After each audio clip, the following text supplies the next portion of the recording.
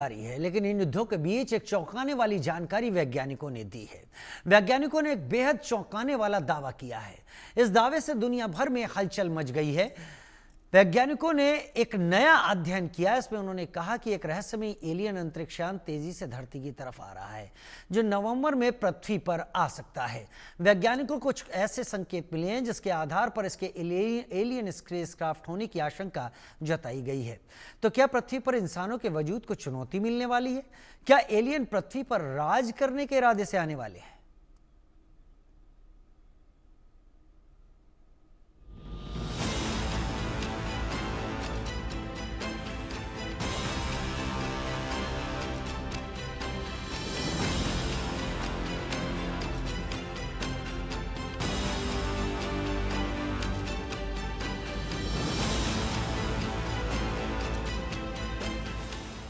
इंसानों के वजूद पर संकट मंडराने वाले हैं और ये संकट अंतरिक्ष से आने वाला है। दरअसल एक रहस्यमयी एलियन स्पेस क्राफ्ट तेजी से पृथ्वी की ओर आ रहा है और आशंका है कि इसी स्पेस क्राफ्ट से पृथ्वी पर हमला हो सकता है। ये दावा वैज्ञानिकों की नई स्टडी में किया गया है। दरअसल हाल ही में खोजी गई एक इंटरस्टेलर जिसका नाम 3I-ATLAS रखा गया है, वह काफी तेज गति से पृथ्वी की ओर बढ़ रहा है। वैज्ञानिकों को कुछ ऐसे संकेत मिले हैं जिस आधार पर इसके एलियन स्पेसक्राफ्ट होने की आशंका जताई गई है। रिपोर्ट के मुताबिक यूएसए के मैनहट्टन के आकार की एक रहस्यमयी चीज को एलियन अंतरिक्ष यान बताया गया है, तो इस नवंबर में पृथ्वी पर हमला करने के लिए तैयार है। इस इंटरस्टेलर को इसी महीने की शुरुआत में देखा गया है। यह अपनी तरह का अब तक की देखी गई तीसरी ऐसी चीज है जो हमारे सौर मंडल में से तेज गति से गुजर रही है। 22 जुलाई को प्रकाशित एक साइंटिफिक पेपर ने यह सिद्धांत प्रस्तुत किया है कि 3I-ATLAS नामक का यह वस्तु एक्स्ट्रा टेरिटोरियल तकनीक हो सकती है और यह हमारे ग्रह पर अचानक हमला कर सकती है। वैज्ञानिकों ने दावा किया है कि नवंबर के अंत में यह सूर्य के सबसे निकट पहुंचेगा, तो यह पृथ्वी की नजरों से ओझल हो जाएगा, जिससे यह अपनी गति धीमी करने और सौर मंडल में बने रहने के लिए एक सीक्रेट हाई स्पीड युद्धाभ्यास कर सकेगा और गुप्त रूप से हमले की तैयारी करेगा। 3I-ATLAS को पहली बार 1 जुलाई को चिली के रियो हर्टाडो में मौजूद ATLAS सर्वेक्षण दूरबीन से देखा गया और यह वैज्ञानिक दावा कर रहे हैं कि एलियन आएंगे और पृथ्वी पर हमला करेंगे। Bureau report, India news. हमारे साथ इस वक्त जुड़ गए हैं scientist doctor Ram Shrivastava. Doctor Ram Shrivastava, बहुत स्वागत है आपका इंडिया न्यूज में। डॉक्टर राम श्रीवास्तव, इससे पहले हमने एक जानकारी सुनी थी ओumuamua के बारे में, जो कि आउट ऑफ आर हमारी गैलेक्सी से बाहर का एक ऑब्जेक्ट था और जो हमारी गैलेक्सी से होता हुआ गुजर गया। अब ये एक और नई चीज आ रही है, जरा डिटेल में समझाएं, ये क्यों साइंटिस्ट इस पे शक जता रहे हैं कि ये कुछ एलियन स्पेसक्राफ्ट जैसा हो सकता है? देखिए, सनसनी फैलाने के लिए अक्सर कई बार ऐसा होता रहता है कि जैसे उड़न तस्तरियों के बारे में कहते रहते हैं कि उस उड़न तस्तरी देखी, बाद में पता लगा वो एक ऑप्टिकल इल्यूजन था।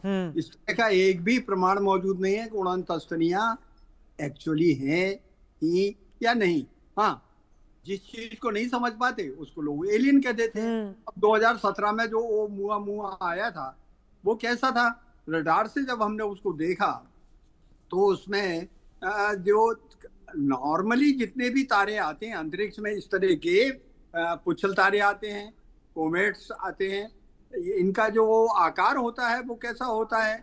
छोटा सा ही होता है, 3-4 किलोमीटर का होता है। उसकी नाभि होती है, नाभि के बीच में न्यूक्लियस के साथ साथ वहां पर बर्फ जमी रहती है, कोमा होता है ऊपर का आवरण, और जैसे ही वह सूर्य के पास आता है उसकी गति सूर्य की गुरुत्वाकर्षण के कारण तेजी से बढ़ती है और सूर्य की धपन से, उसकी सोलर विंड से सूर्य के विपरीत दिशा में उसकी पूंछ नजर आती है। वो पुच्छल तारा कहलाता है।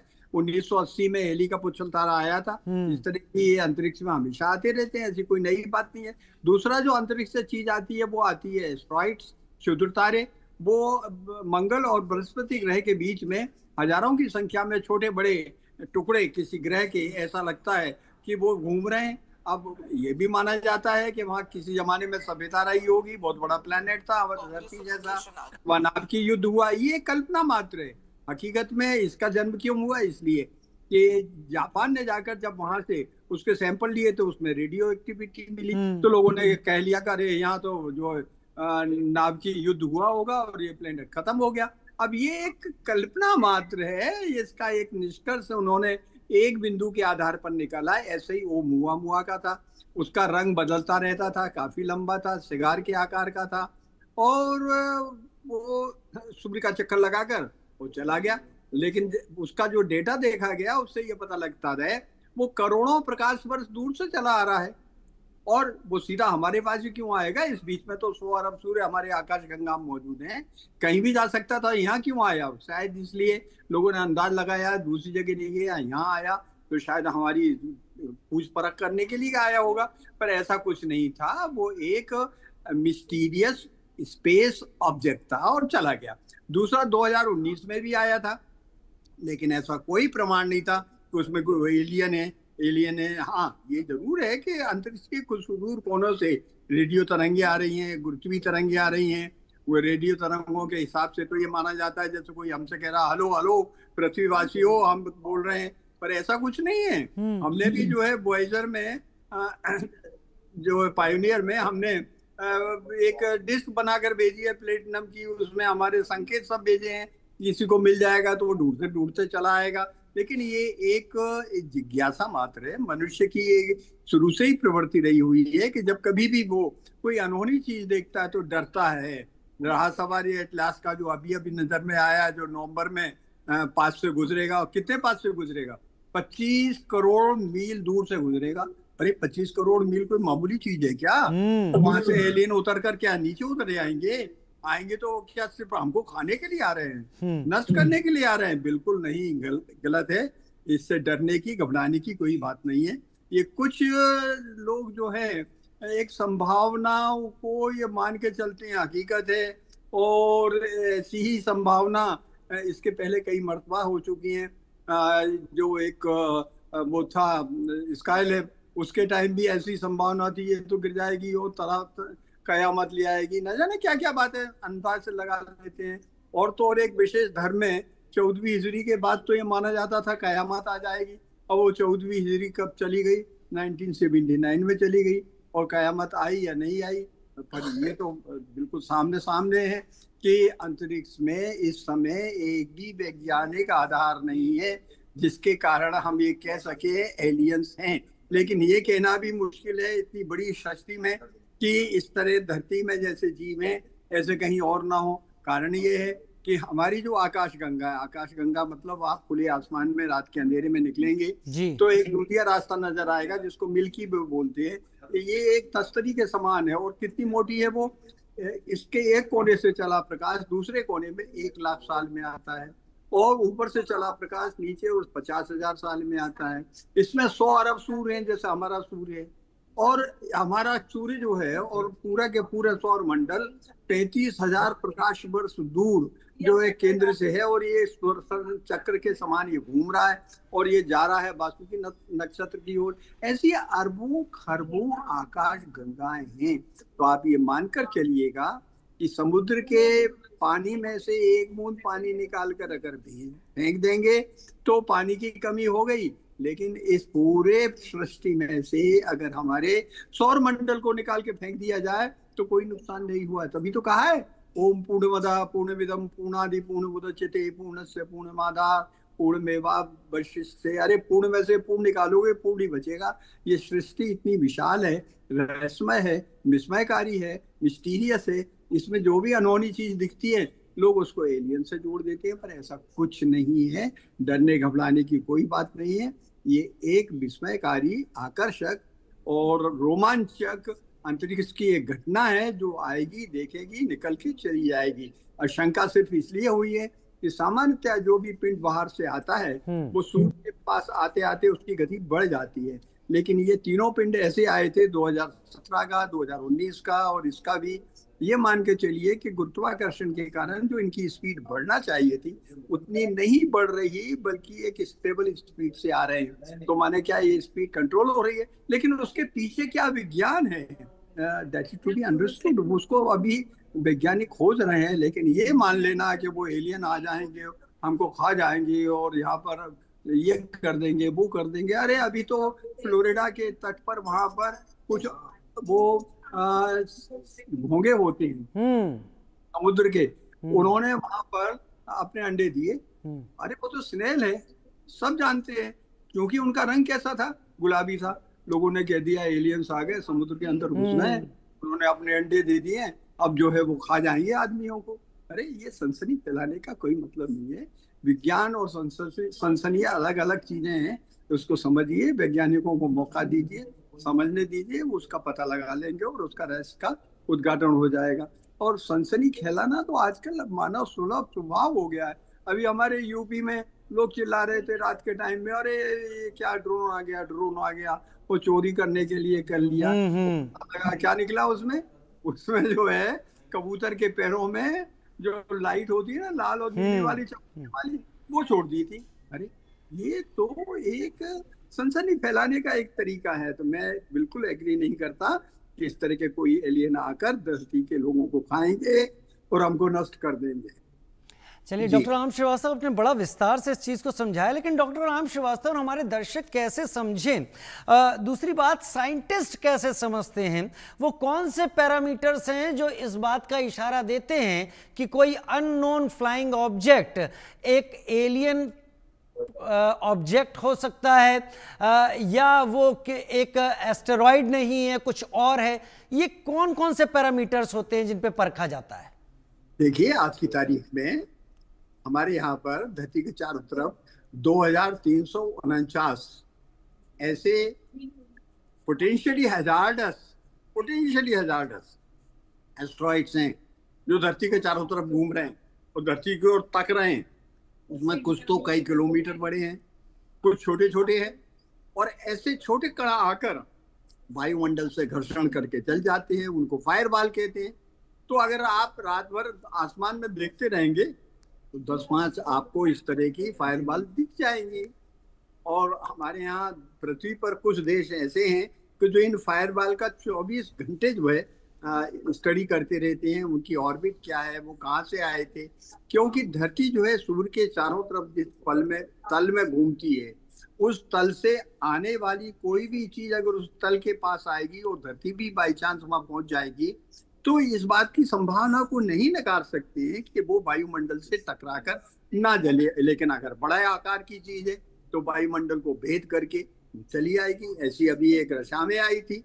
अभी जो है इसके पहले, बहुत पहले आपके जो डायनासोर यहाँ रहा करते थे, उनके तो मरने का रीजन ही ये था कि वो अंतरिक्ष से आने वाला बड़ा भारी पिंड उल्कापात जब आया तो उसने वायुमंडल के अंदर से घुसकर जो धरती में गड्ढा किया, वो गड्ढा आज भी मौजूद है। उससे जो धूल उड़ी वो पृथ्वी के चारों तरफ वातावरण में फैल गई और उसकी वजह से सूर्य की किरणें धरती पर नहीं आई और यहाँ जीवन नष्ट हो गया।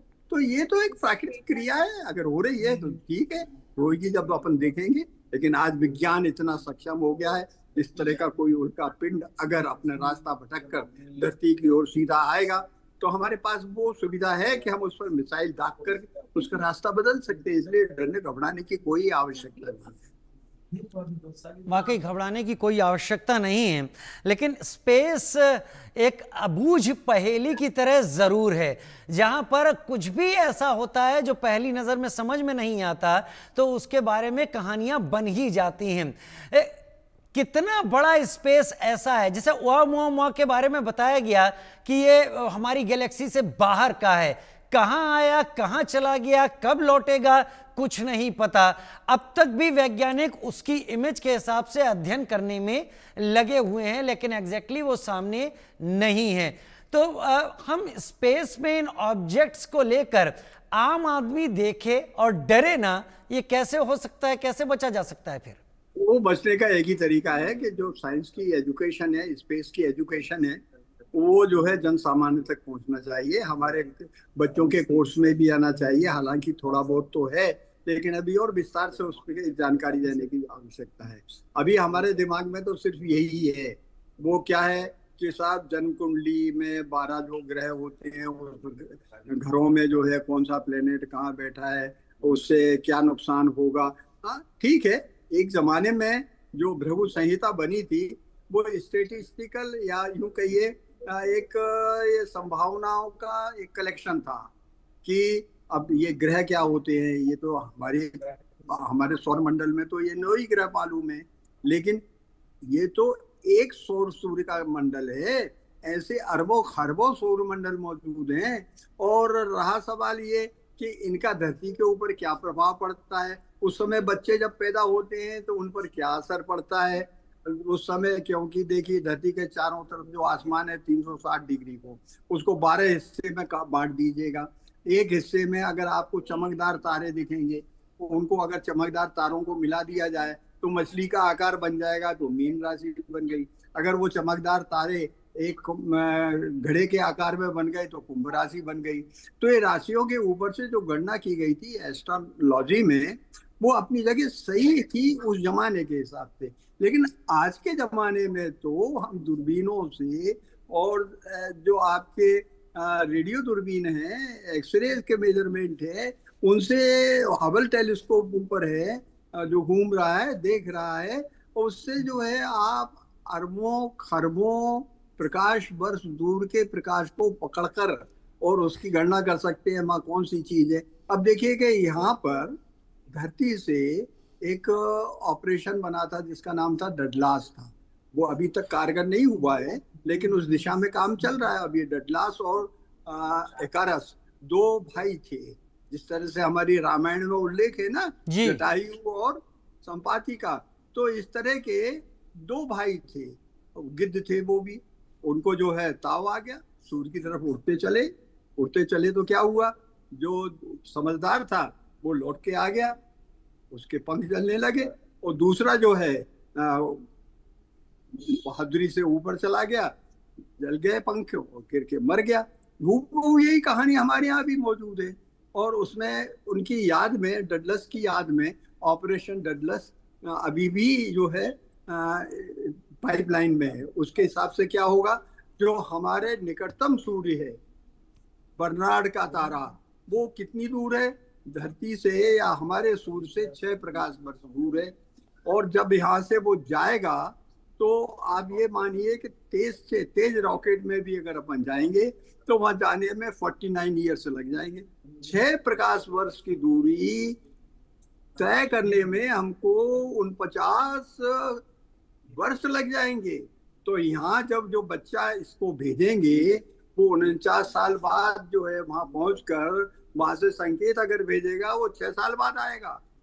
तो सृष्टि इतनी विशाल है, अनंत है। तो निश्चित रूप से इस अनंत में हमारा अस्तित्व क्या है, ये मानव की जिज्ञासा है। उस जिज्ञासा को दूर करने के लिए यहाँ जो है साइंस मेटा साइंस बन जाती है, आध्यात्म बन जाता है जब आंसर नहीं मिलता है। लेकिन विज्ञान जो है जब तक उसके सामने तथ्य नहीं हो और उसको प्रमाणित नहीं किया जा सकता, उसको विश्वास नहीं मानते। और अंतरिक्ष के आने वाले किसी पिंड में कोई ऐसा एलियन आएगा, दूरगामी ग्रह का जीव आएगा जो हमको खा जाएगा, ये तो एक मानव सुलभ डर है, अन्यथा इसका कोई अस्तित्व नहीं है। इसलिए घबराने और डरने की जरूरत नहीं है। जो होगा देखा जाएगा, आएगा उससे निपट लेंगे। वैज्ञानिक इस दिशा में काम कर रहे हैं। डॉक्टर राम श्रीवास्तव, ये आपका अनुभव ही है जो आप इस तरीके से कह रहे हैं, लेकिन एक्सपेक्टेड अराइवल जो नियर अर्थ है वो नवंबर का बताया जा रहा है, यानी अभी भी हम जुलाई में चल रहे हैं, तो करीब करीब 120 से ज़्यादा दिन हैं अभी जब तक ये पृथ्वी के जितना भी नियरेस्ट कहा जा रहा है तब तक आ पाएगा।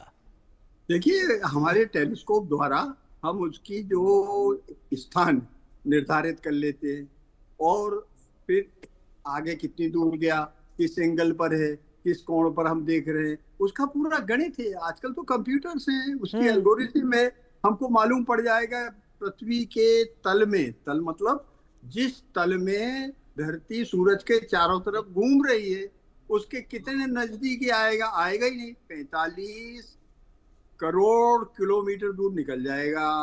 अब इतनी दूर जाएगा, सूर्य के आकर्षण से वो उसमें गिर के भस्म भी हो सकता है। लेकिन अगर वो सूर्य से भी थोड़ा दूर गया तो निश्चित मानिएगा वो चक्कर लगाकर घूम कर चला जाएगा, जैसा धूमकेतु जाते हैं ये भी चला जाएगा। ओमुआ भी चला गया, बोरीवोस भी चला गया, अभी अल्पास भी चला जाएगा। इसलिए डरने की कोई बात नहीं है। जन सामान्य को विज्ञान के जो मूल सिद्धांत हैं, तत्व हैं, आधार है, उनको ये बताइए ना कि अपन ने टॉर्च जलाई, उसकी लाइट गई, 1 सेकंड में वो लाइट कितनी दूर चली जाती है? 3 लाख किलोमीटर। 3 लाख किलोमीटर कितनी देर में? 1 सेकंड में। तो आप अंदाज लगाइए 1 मिनट में कितनी दूर पहुंच गई, 1 घंटे में कितनी दूर पहुंच गई, 24 घंटे में कितनी दूर पहुंच गई, 1 साल में कितनी दूर पहुंच जाएगी। तो कहने का मतलब ये है कि जो चीज 50 या यूं मान के चलिए कि सृष्टि के निर्माण के समय जो चीज बनी थी वो चीज अब वहां से चली है 7 अरब साल बाद और धरती के पास आई है। धरती के अस्तित्व को भी 4.5 अरब साल हुए हैं, तब इतने दूर से आई है। तो यहाँ आकर क्या वो जिंदा रहेंगे एलियन भी? वो खाएंगे पिएंगे क्या? नाश्ता क्या करेंगे? चाय कहाँ से पिएंगे? तो ये सब कल्पना है, ब्रह्मांड के पिंड है, विस्मयकारी आश्चर्यजनक चीजें हैं। उनको खोजने के लिए विज्ञान नित्य प्रतिदिन कार्य कर रहा है। दूरबीनें उसको तक रही हैं, रेडियो दूरबीनें उसको नाप रही हैं, और धरती पर अगर उसके टकराने का कोई इस तरह की अंदेशा दिखा तो हमारे पास इतनी शक्ति मौजूद है कि हम उसको रास्ते से भटका देंगे। इसलिए डरिएगा बिल्कुल नहीं। वजह क्या हो सकती है सर इस इंटर गैलेक्सी ट्रेवल की? क्या हमारे सूर्य का ग्रेविटेशनल पुल इतना है कि किसी ऑब्जेक्ट को हमारी गैलेक्सी के बाहर से भी खींच लेता है? बिल्कुल नहीं है। सूर्य तो हमारा, ये मान के चलिए, सूर्य की बात करें, हमारे सौर मंडल की बात करें, तो जिस तरह से एक छोटी सी चींटी से कहा जाए कि हम यहाँ से लेकर दिल्ली तक का रास्ता कितने किलोमीटर है, अपनी जो बच्चे चींटियां हैं उनको समझाएं, उनके संभव है क्या? उस समुद्र की गहराई नाप सकते हैं क्या? इसी तरह से हर जीव की अपनी सीमाएं हैं।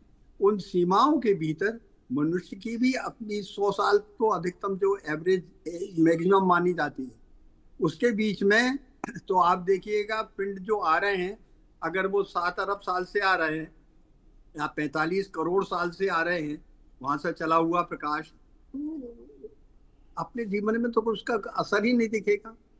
अगर बाई चांस आ भी गए तो आज तो विज्ञान इतना सक्षम है ना, पर एलियन नाम की चीज आज की तारीख में कोई वैज्ञानिक आधार नहीं है। लोग कहते हैं कि अमेरिका में एरिया 51 है, वहां पर एलियंस हैं, वहां पर ये माना जाता है। पहले कहते थे कि बारमूडा ट्रायंगल एक हुआ करता है।